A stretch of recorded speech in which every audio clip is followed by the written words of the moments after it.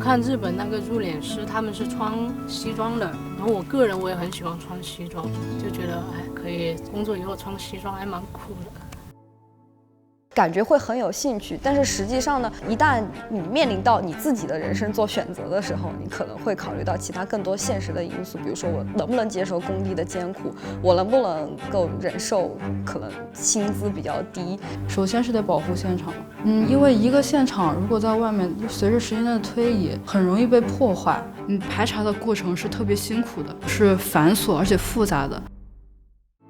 我们的暑期社会实践不是走马观花，我们是实打实的做实事，就是为了实践拼尽全力，就身上都晒爆皮了，但是我们还是坚持，